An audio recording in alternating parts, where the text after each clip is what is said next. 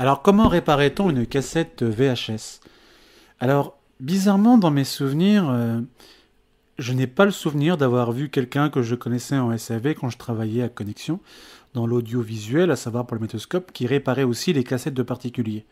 En fait, c'était un élément qui était complètement à part, vu que généralement c'était justement un outil de lecture et d'enregistrement pour l'époque, pour pouvoir enregistrer une série comme un film, comme aujourd'hui sur un DVD ou Blu-ray. Mais si l'on regarde la simplicité par rapport de conception de base qu'était une VHS par rapport au boîtier, comme vous pouvez voir par vous-même, le principe est fort simple. Donc admettons que vous aviez votre boîtier qui était cassé ou autre par rapport au moyen de lecture, il vous suffit tout simplement de changer les bobines et de le remplacer sur l'autre. Pour la bande qui était cassée, il vous suffit tout simplement de prendre un tout petit bout de scotch et recoller la partie cassée de la bande. Et par contre, pour le nettoyage, alors comme vous pouvez voir, il y a beaucoup de blanc.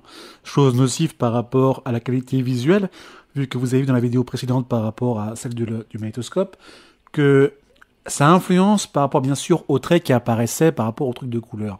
Alors, il faut savoir que normalement, il y avait un petit astuce pour nettoyer au mieux et au préalable les bandes, car il fallait jamais laisser la bande à l'arrêt, en milieu ou à la fin. Il fallait toujours rembobiner entièrement la bande pour ne pas qu'il y ait de cochonneries ou autre. Alors, vous pouvez tout simplement avec un pinceau retirer une bonne partie visiblement de la poussière, des cochonneries qu'il y a. Alors personnellement, à l'époque, je le faisais avec une brosse.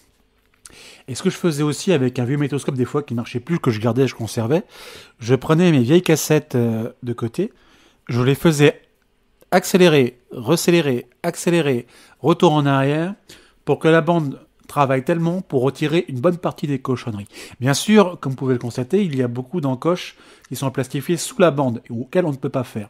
Alors moi, ce que je faisais, parce que je découpais soigneusement au préalable le contour au niveau plastifié, pour garder juste quelques éléments de base, et puis hop, je retirais une bonne partie des cochonneries.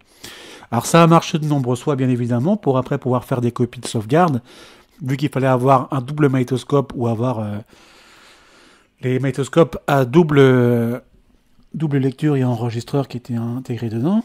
Mais bon, c'est vrai que les moyens de l'époque étaient assez rustiques. Mais dans la simplicité, il suffit tout simplement de remplacer, de faire ça. C'était complètement du petit bricolage, du petit bricoleur qui marchait pourtant très bien.